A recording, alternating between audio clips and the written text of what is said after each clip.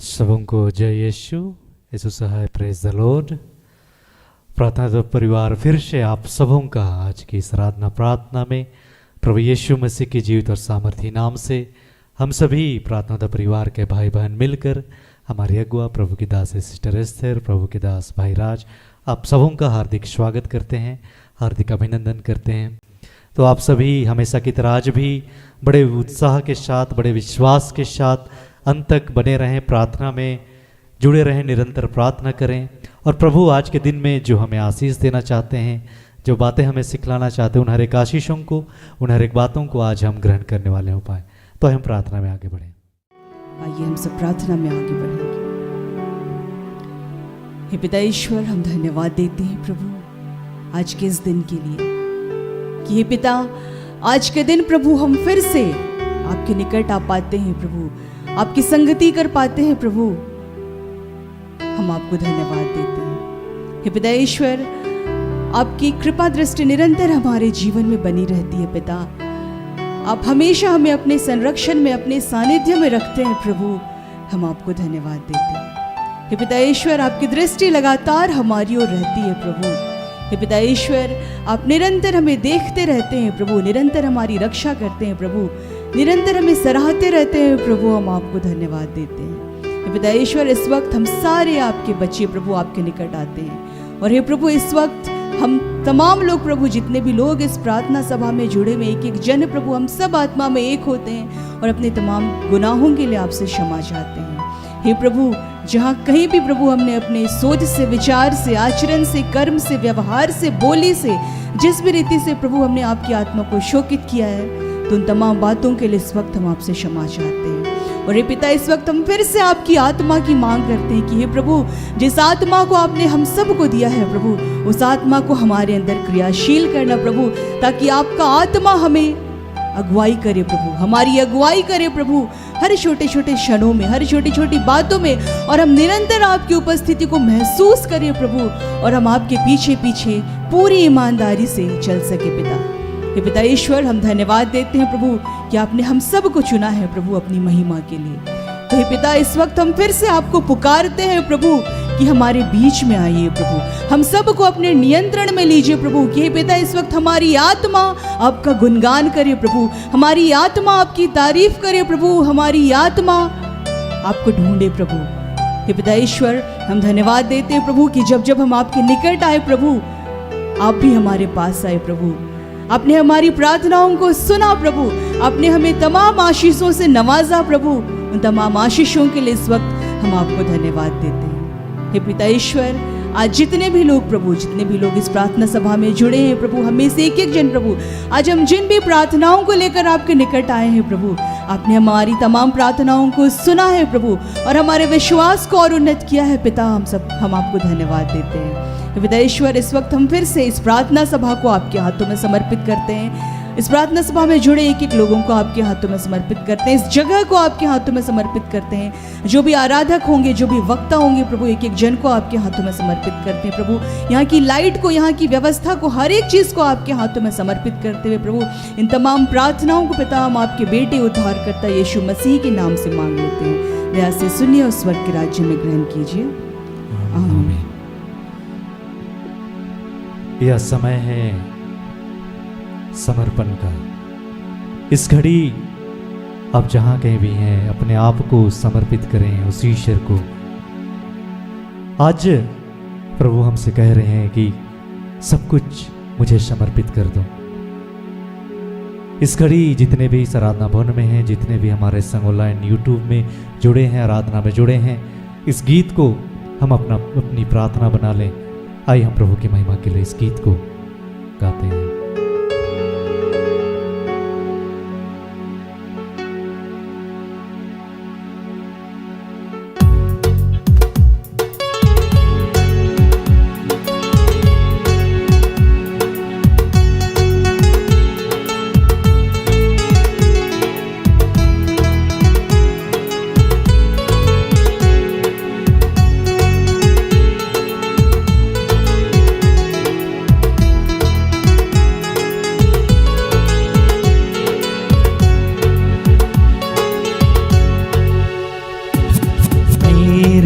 पिताजी जीवन हो तुम, सब कुछ मेरा अर्पित है। मेरे पिताजी जीवन हो तुम, सब कुछ मेरा अर्पित है। मेरे पिताजी जीवन हो तुम, सब कुछ मेरा अर्पित है। मेरे पिताजी जीवन हो तुम, सब कुछ मेरा अर्पित है। अर्पित है, अर्पित है, अर्पित है, अर्पित है, अर्पित है, अर्पित है, अर्पित है, अर्पित है। मेरे पिताजी जीवन हो तुम, सब कुछ मेरा अर्पित है। मेरे पिताजी जीवन हो तुम, सब कुछ मेरा अर्पित है।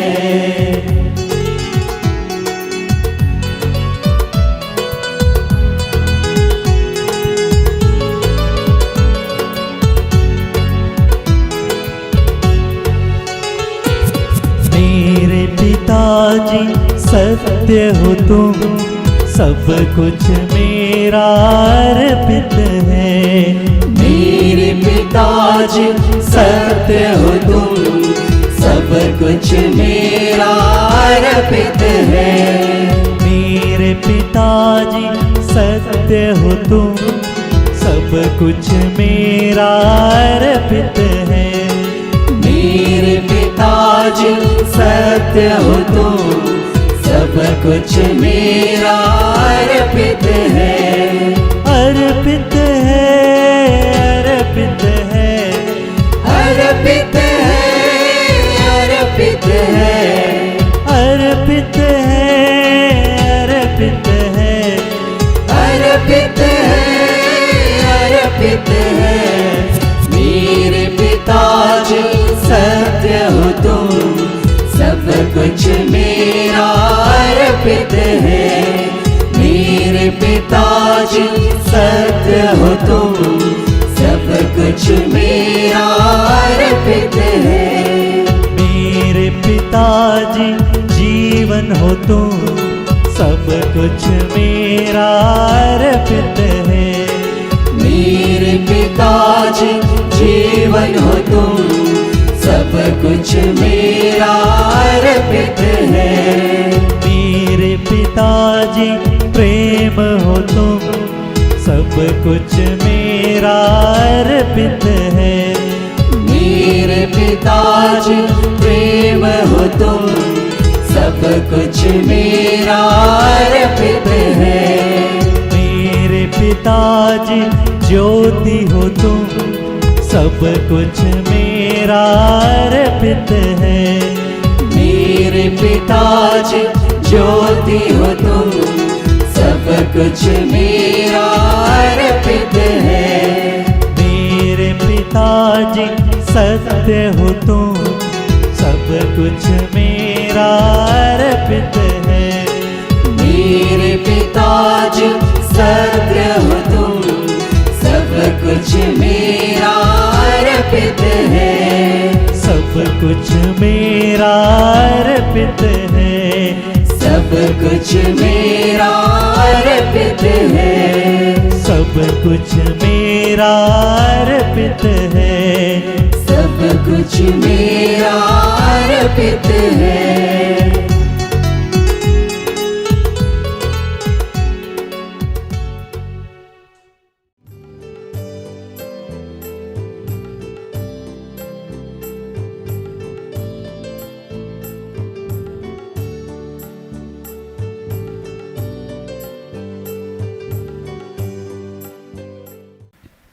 आज के लिए जो ईश्वर ने हम सबों को जिस जीवित वचन को दिया है, पहला वचन है 2 तिमोथी 1 पद संख्या 7। क्योंकि परमेश्वर ने हमें भय की नहीं पर सामर्थ और प्रेम और संयम की आत्मा दी है। दूसरा वचन हम लोग पढ़ेंगे नीति वचन, जिसको सुक्ति ग्रंथ भी बोलते हैं। नीति वचन 16 पद संख्या 3। अपने कामों को यहोवा पर डाल दे, इससे तेरी कल्पनाएं सिद्ध होंगी। आमीन। ईश्वर आज बोल रहे हैं कि अपने सभी कार्य, हर एक कार्य प्रभु को अर्पित करो, प्रभु पर डाल दो हर एक अपना बोझ। ईश्वर बोल रहे हैं अपने कामों को यहोवा पर डाल दे। आप जो योजना तैयार करते हैं उसको किसके हाथों समर्पित करना है? प्रभु के हाथों। अगर आप घर बनाना चाहते हैं तो उस घर बनाने के उस कार्य को किसके हाथों देना है? ईश्वर के हाथों। अगर आप बीमार हैं और इस बीमारी से आप छुटकारा चाहते हैं तो किसके हाथों देना है? ईश्वर के हाथों। क्योंकि ईश्वर हमारे जीवन में अपनी चंगाई को देते हैं। और हमारे जीवन में कई बार जो भी हम लोग योजना तैयार करते हैं उस समय में हम लोग अपने बोझ को, अपनी हर एक बातों को प्रभु के सामने अर्पित नहीं करते हैं, चढ़ाते नहीं हैं, समर्पित नहीं करते हैं। और अंततः जो हमारी जो योजनाएं हैं, हम जो कल्पना करते हैं, जो योजना तैयार करते हैं, उसमें हम असफल हो जाते हैं। आज हमारे जीवन में असफलता का मुख्य कारण यह है कि हमारे जीवन में कहीं ना कहीं हम लोग क्या हुए हैं? डरे हुए हैं। क्यों? अपने भविष्य को लेकर, हमारे बच्चों का भविष्य कैसा होगा। कई बार हमारे जीवन में डर का कारण ये है कि हमारे पास आज पैसे हैं, ये पैसे ख़त्म हो जाएंगे तो उसके बाद हमारा क्या होगा। इस बात का हमारे जीवन में डर सताता है। कई बार हमारे जीवन में डर के अनेकों कारण हो जाते हैं और हम लोग दूसरे के जीवन को देखकर, दूसरे के जीवन में अगर बुरा हो गया तो हम लोग उस बातों से भी भयभीत हो जाते हैं। लेकिन ईश्वर आज बोल रहे हैं, क्योंकि परमेश्वर ने हमें भय की नहीं पर सामर्थ, प्रेम और संयम की आत्मा दी है। क्यों आज हमारे जीवन में हम लोग डरे हुए हैं? डर का मुख्य कारण ये है कि हमारा भरोसा ईश्वर पर नहीं होता है। हमारा भरोसा हम लोग खुद पे करने लगते हैं और उन चीज़ों पर, उन बातों पर पता नहीं हम ठीक होंगे या नहीं ठीक होंगे। आप भूल जाते हैं परमेश्वर के सामर्थ्य को, जो परमेश्वर आज बोल रहे हैं, मैंने तुझे भय का नहीं पर सामर्थ और प्रेम और संयम का आत्मा को दिया है। आप प्रभु के सामर्थ्य को क्या कर जाते हैं? भूल जाते हैं। डरना एक स्वाभाविक प्रक्रिया है, लेकिन मैं आपको बताना चाहूँगी कहीं ये डर आपके जीवन में घर तो नहीं कर रहा है। आज से ठीक कुछ दिनों पहले एक माताजी आई हुई थी। वो काफ़ी परेशान थी, वो नहीं रख रही थी अपनी बातों को, लेकिन परमेश्वर का आत्मा जब बताने लगा, मैंने उसे कहा कि आज आपके डर का मुख्य कारण है आपकी बेटी। उनका भविष्य क्या होगा। वो बार बार परीक्षा जो देती है उसमें असफल हो जाती है। आज आपके जीवन में भी कई बार असफलता का परीक्षा आप लिखते हैं, लिखते लिखते आज तक आपके जीवन में असफलता हाथ लगी होगी और इस वजह से आप डरे हुए हैं। और जो अभी करंट जो एग्ज़ाम होने वाला है उस पे भी आप डरे हुए हैं। पता नहीं विगत दिनों में असफल रहा और आज भी जब मैं एग्ज़ाम लिखूंगा या लिखूंगी तो मैं आज भी असफल हो जाऊंगी, और यही डर आपको सता रहा है। ऐसा होता है या नहीं होता है? होता है ना। अपने अतीत की बातों को लेकर हमारे जीवन में हम लोग डरते, परेशान होते, घबराते रहते हैं। लेकिन हम लोग उस समय में ईश्वर बोल रहे हैं कि अपना बोझ, अपने सारे कार्यों को किसके हाथों डालना है?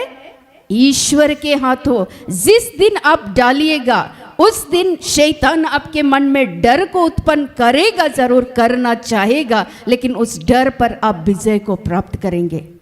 हम लोग जब सामुएल में हम लोग पढ़ेंगे दाऊद के विषय में, एक तरफ से फिलिस्ती की सेना इस्राएली सेना को ललकार रहा था और इस्राएली सेना की ओर से उसका लीडर उस समय में शाऊल था और शाऊल काफ़ी डरा हुआ था, भयभीत था। क्यों? क्योंकि वो देख रहा था कि गोलियत जो है वो लंबा चौड़ा है और वो पूरे अस्त्र शस्त्र से उनका शरीर पूरा कवच से ढका हुआ है।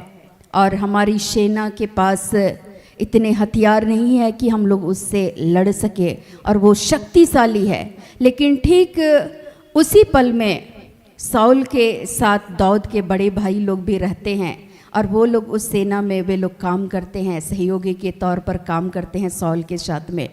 और दाऊद के पिताजी दाऊद को बोलते हैं, तुम जा कर के उस युद्ध के मैदान में जाना और कुछ रोटी और कुछ भोजन लेकर के जाना और अपने बड़े भाइयों का हाल चाल पूछ लेना। दाऊद जाता है और वहाँ देखता है कि फिलिस्ती की सेना एक तरफ से इस्राएली सेना को, इस्राएली जनता को ललकार रहा है। दाऊद को अच्छा नहीं लगता है कि वो कैसे ललकार सकता है, कैसे ये लोग जीवित परमेश्वर के लोगों को ये लोग ललकार सकते हैं। और वो बोलते हैं, इसीलिए खात ना रहित, ये व्यक्ति ईश्वर को मानने वाला नहीं है, लेकिन मैं जीवित ईश्वर को मानता हूँ। ईश्वर पे भरोसा रखते हुए वो जाते हैं उस सेना से लड़ने के लिए। और उस लड़ाई में जब वो जाते हैं, शक्तिशाली गोलियत को प्रभु के नाम से, प्रभु की शक्ति से, प्रभु की आत्मा के द्वारा, उनका चूँकि भरोसा था ईश्वर पर, उसको मार गिराते हैं।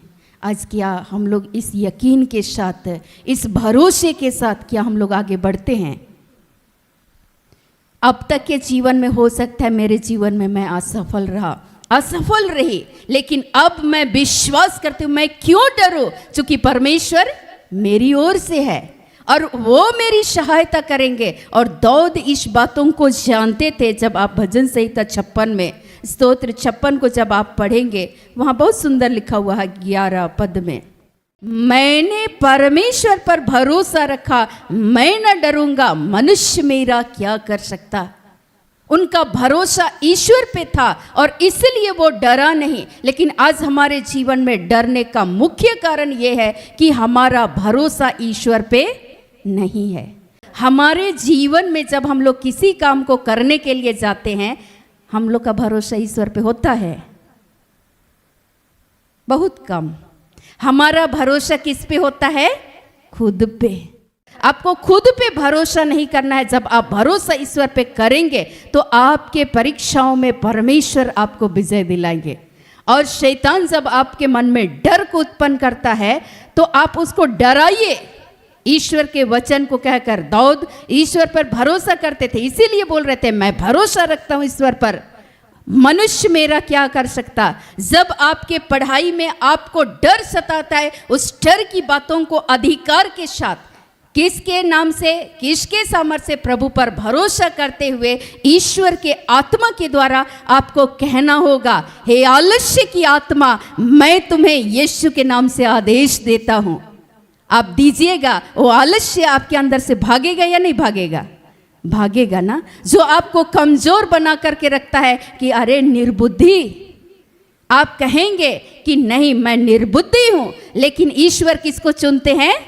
निर्बुद्धि को। और शैतान आपको भ्रम में डाल रहा है, तुम तो मूर्ख हो, तुम निर्बुद्धि हो, तुम्हारे पास कोई बुद्धि ज्ञान नहीं है, तुम सफलता कैसे प्राप्त करोगे। आप कहें उस समय में उस वचन का इस्तेमाल करें परमेश्वर के नाम से कि मैं अपनी शक्ति और सामर्थ्य के द्वारा नहीं, लेकिन परमेश्वर के आत्मा के द्वारा, वही ईश्वर जो बुद्धि और ज्ञान का सोता है, उस जीवित परमेश्वर के नाम से मैं अच्छी सफलता को प्राप्त करूंगी।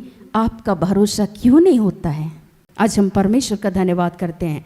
डर अनेकों हो सकते हैं आपके कैरियर के लिए। आप जिस रिश्ते में हैं, जहाँ काम करते हैं, कई बार जहाँ नौकरी करते हैं, बहुत सारे लोग होते हैं डरे हुए रहते हैं, पता नहीं मुझको इस कार्यस्थल से कब निकाल दिया जाएगा, पता नहीं ये हालात कब बदलेंगी। आप डरिए नहीं, उसको डराइए। एक बार मुझे याद है, सिमडेगा तरफ के कुछ लोग संगति करते थे और वो माता जी लगभग 60-65 साल की थी और उनको अपने घर में गोबर से लिपाई करने के दरमियान में उनके घर में नाग सांप घुसा हुआ था। जैसे चप्पल हटाई और वहीं जाके उसको डंक मार दिया। और डंक मारा तो शुरू में डंक मारा, फिर बाद में फुफकारने लगा। तो सोचने लगे कि कुछ चींटी उटी काटा होगा। और उसके बाद जब फुफकारने लगा तो वो देखने लगा, अरे ये तो नाग सांप है, विषैला सांप है। लेकिन आप सोचिए, वो गोबर लगा के ख़त्म की, हाथ धुली, फोन लगाई, बोली प्रार्थना योद्धा में फ़ोन करो। सोचिए कि उस महिला का विश्वास, जिसको सांप, जहरीला सांप काट दिया है, उनका विश्वास कहाँ था? परमेश्वर पर। यह मेरे पास नहीं आई, वो परमेश्वर को पुकार रही थी, ईश्वर को याद कर रही थी। आप यहाँ पर मेरे ऊपर भरोसा नहीं करते हैं, मत कीजिए, ईश्वर पर कीजिए। मनुष्य पर भरोसा रखना बेकार है, लेकिन आपका भरोसा किस पे होना चाहिए? ईश्वर पे सबसे पहले। बोलते हैं सेवक से भी पहले आपका भरोसा ईश्वर पे हो। ईश्वर पर भरोसा रखते वो बोली कि ए मैया सुनो, हमको ना जहरीला सांप काट दिया है और मैं आना चाहती हूँ। आप हम सोचना, अरे प्रभु, सिमडेगा से भी और कुछ दूर है, उसको जहरीला नाग सांप काट दिया है और बोल रही मुझे प्रार्थना योद्धा जाना ही है। और उनको बोल रहे हैं इंजेक्शन लगा देते हैं, कुछ ट्रीटमेंट कर लेते। बोलती है नहीं, वहाँ से परमेश्वर जो मुझे संदेश देंगे, मैं जीऊंगी तो प्रभु के नाम से जीऊंगी, मरूंगी तो उसके नाम से मरूंगी। किस पे भरोसा था उनका? परमेश्वर पे। मैं आपको बताऊं, वो सफ़र तय की और रांची पहुंची, मुलाकात हुई, फिर भी मुस्कुरा रही है। जहरीला सांप काट दिया है, फिर भी मुस्कुरा रही है। मैंने कहा कि उनकी बेटी से कि आप इनको ले करके जाइए और इमीडिएट इनका इंजेक्शन लगवाइए। और प्रभु की दया से उनका भरोसा परमेश्वर पर था। उस जहरीले नाग सांप के काटने के द्वारा भी उनके शरीर में जहर नहीं फैला, उनकी मृत्यु नहीं हुई, परमेश्वर ने उनको बचाया। हालेलुया। कई बार लोग विभिन्न तरीके से आपके जीवन में आक्रमण करते हैं, तरह तरह की बातें बोलते हैं। आप डरिए नहीं लोगों की बातों से, बिल्कुल भी नहीं डरिए। आज मैं यकीन दिलाना चाहती हूँ परमेश्वर के नाम पर, उस प्रेम को याद कीजिए, परमेश्वर के समर्थ को याद कीजिए कि वो परमेश्वर जिसने हम सबों से प्रेम किया और अपने पुत्र यीशु को सूली पर बलिदान किया, और वो यीशु सिर्फ और सिर्फ हमारे पापों के उद्धार और मुक्ति के लिए उन्होंने सूली पर बलिदान दिया। आज उस जीवित परमेश्वर अपने जीवन परिवार की हर एक समस्याओं को जब आप अर्पित करते हैं, आपकी परिवार की परिस्थितियाँ बदल जाएंगी। आप परमेश्वर पर भरोसा रखें, आप डरे नहीं, ईश्वर के प्रेम को स्मरण करें कि परमेश्वर अगर तोड़ने भी देता है, तोड़ता भी है, तो उस परिवार को जोड़ने में भी प्रभु सामर्थी हैं। सिर्फ और सिर्फ परमेश्वर के सामर्थ पर भरोसा रखें, विश्वास रखें, डरे नहीं, ईश्वर के प्रेम को याद करें। मुझे एक गवाही याद आ रही है, मैं इन बातों को कहकर फिर समाप्त करूंगी। एक महिला पुलिस आती थी और वो एक घर गृहस्थी थी, लेकिन उनकी जो बेटी थी परमेश्वर से संगति करती थी और उनका बहुत भरोसा था ईश्वर पे। वो अपनी मम्मी को बोलती थी, मम्मी हमारे परिवार में बहुत सारी समस्याएं हैं, तुम जाया करो, परमेश्वर की संगति करो। और वो पुलिस विभाग में जो बहन काम करती थी, वो माता जी, वो आया करती थी, जब भी समय मिलता तो वो आती थी संगति करने के लिए। एक दिन ऐसा हुआ कि उनके बेटे इंजीनियरिंग की पढ़ाई कर रहे थे और बहुत सारे उनके दोस्तों का कैंपस सिलेक्शन हुआ और उनके बेटे का कैंपस सिलेक्शन नहीं हुआ। और तब वो बड़े विश्वास के साथ आती थी कि मेरे बेटे का कैंपस सिलेक्शन हो जाए, उनको नौकरी की आशीष मिल जाए और हम लोग एक सेटल पूर्वक एक अच्छे तरीके से हम लोग एक अच्छा परिवार को, जीवन को जी सकेंगे और सब कुछ अच्छा हो जाएगा। उनका एक भरोसा था, उनका भरोसा पहली बार टूटा, क्योंकि वो उम्मीद लेकर के आई हुई थी और पहली बार परमेश्वर ने उनकी जो उम्मीद थी, उनकी जो आशाएं थी, ये आशाएं पूर्ण नहीं हुए, वो निराश हो गई। लेकिन ठीक वो निराशा में थी और निराश होकर के घर वापस लौटी। उसने कहा मुझे कि मेरा बेटा असफल हो गया, उनका कैंपस सिलेक्शन नहीं हुआ, बच्चा काफ़ी निराश है, परेशान है और पता नहीं बाहर में रहता है, वो आत्महत्या कहीं कर ना ले। आज के बच्चे सह नहीं पाते हैं, उन बच्चों के अंदर में संयम नहीं है, उन बच्चों के अंदर में प्रेम नहीं है और पता नहीं उनका भरोसा भी ईश्वर पे नहीं है। क्या होगा मेरे बेटे का? वो निराशा की अवस्था में वापस चली गई। मैं आपको बताऊं, अगले ही पल उनके बेटे उनको फ़ोन करके बोले कि तुम जाओ और वहाँ जाके मिलना दीदी से और मेरी बात कराना। और उनकी मम्मी आई और उसने मुझे कहा कि मेरे बेटे फ़ोन पे बात करना चाहते। मैंने कहा स्पीकर पे लगाइए, और स्पीकर पे लगाइए। उसने कहा प्रेज द लॉर्ड दीदी, एकदम बुलंद आवाज़ में एक गैर ख्रिस्तीय परिवार का एक बच्चा बोल रहा है प्रेज द लॉर्ड। मैंने कहा प्रेज द लॉर्ड, आप कैसे हो? उसने कहा कि मैं अच्छा हूँ और मेरे जीवन में मुझे कैंपस सिलेक्शन में मुझे सफलता नहीं मिली, ईश्वर को धन्यवाद। मैं ये शब्द सुन करके मैं भाव विभोर हो गई। उसकी माता सोच रही थी डिप्रेशन में चला जाएगा और ये आत्महत्या कर लेगा, घर के बाहर चला जाएगा, पता नहीं प्रेम का अभाव है, कैसा जीवन को जिएगा, क्या करेगा। उसकी माँ डरे हुई थी। उनके शब्द सुनकर उसकी माँ सन्न रह गई और उसके बाद उसने कहा आज मैं परमेश्वर को धन्यवाद करता हूँ दीदी कि इस बार मुझे असफलता मिली, लेकिन मैं भरोसा करता हूँ ईश्वर पर और मैं पूर्ण मेहनत करूँगा और मैं अपने पढ़ाई को, अपने कर्तव्यों को, अपने जीवन को, जीवन की हर एक अवस्थाओं को प्रभु को समर्पित करता हूँ। ईश्वर मेरे लिए सर्वोत्तम बेस्ट नौकरी मुझे आने वाले दिनों में देने जा रहे हैं, आमीन उसने कहा। मैं उनकी शब्द को सुन करके मुझे अच्छा लगा। मैंने कहा कि वाह प्रभु, ऐसा ही हमारा भरोसा होना चाहिए। और मैं आपको बताऊं, कुछ ही दिनों के बाद फिर से एग्ज़ाम हुआ और उस एग्ज़ाम में वो क्वालिफाई कर गए और सरकारी पोस्ट पे वो इंजीनियर के तौर पर उनकी नियुक्ति हो गई और वो एक अच्छे इंजीनियर के रूप में आज कार्यरत हैं। हालेलुया। उनका जो सोच था, जो कैलकुलेशन था, उसकी माँ के सोच से बिल्कुल परे था। वो धीरे धीरे करके वो परमेश्वर के साथ दूर से भी वो ईश्वर पर भरोसा करने लगे। ईश्वर मेरे लिए सब कुछ अच्छा करेगा। माँ बाप के ऊपर में बच्चे भरोसा करते हैं ना, और वे बच्चे जब चलना सीखते हैं तो अपने माँ बाप को हाथ पकड़ते हैं। जैसे उनको लगता है अब लड़खड़ाने वाले, एकदम जोर से हाथ पकड़ते हैं और माँ बाप भी बच्चे को हाथ पकड़।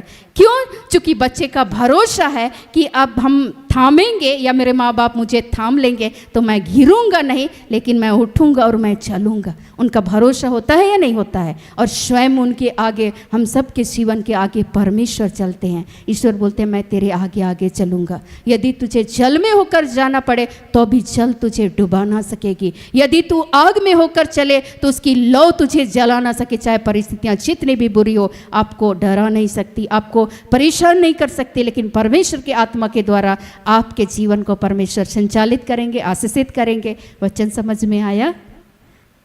आज से किस पे भरोसा करना है?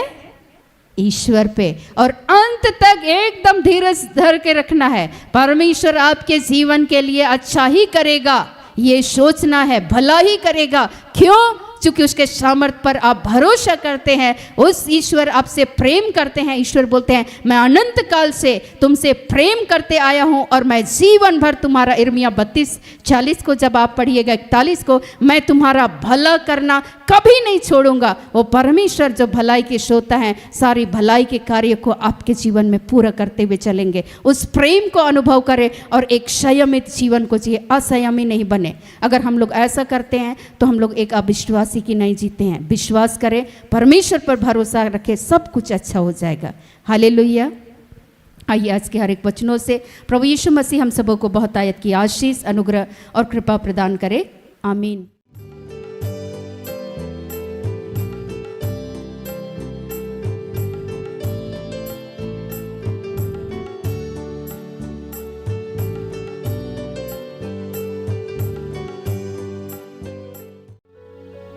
सभी अपनी आंखों को बंद करेंगे। हम सभी इस घड़ी परमेश्वर से जुड़ने का प्रयास करेंगे।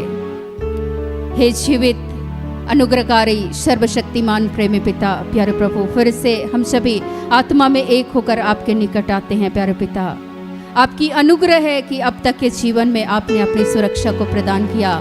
जन्म से लेकर आज के इस क्षण तक प्यारे प्रभु, जब हम उस माता के गर्भ में गढ़े जा रहे थे पिता, आपने हमारे अंग अंग को बनते हुए आपने देखा है प्यारे प्रभु, और तब से लेकर अब तक के जीवन में आपने अपनी सुरक्षा को दिया है पिता।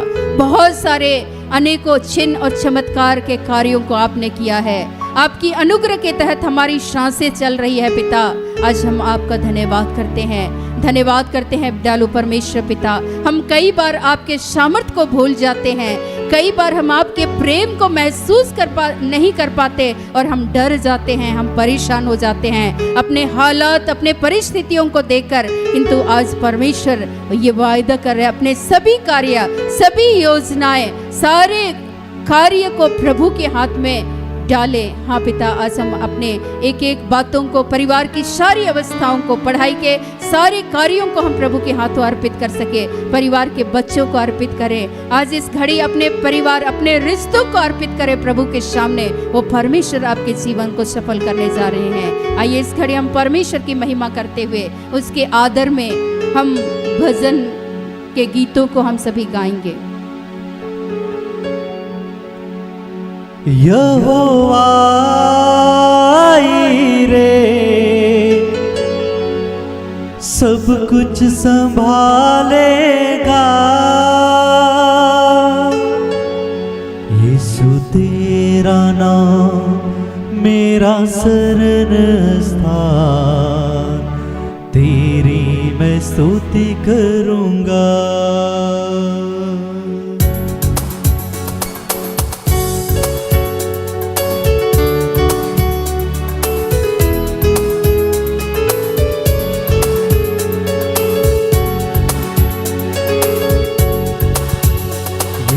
तेरा नाम मेरा शरण स्थान, तेरी मैं स्तुति करूंगा। यीशु तेरा नाम मेरा शरण स्थान, तेरी मैं स्तुति करूंगा।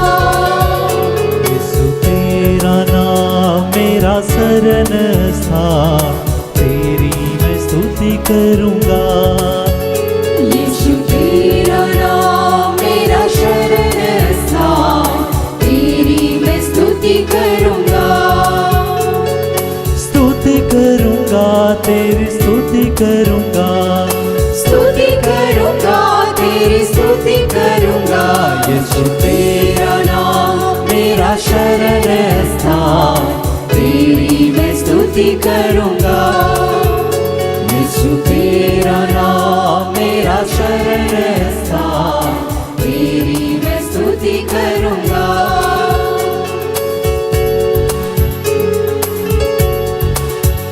यहोवा शम्मा संग संग हमेशा रहता है।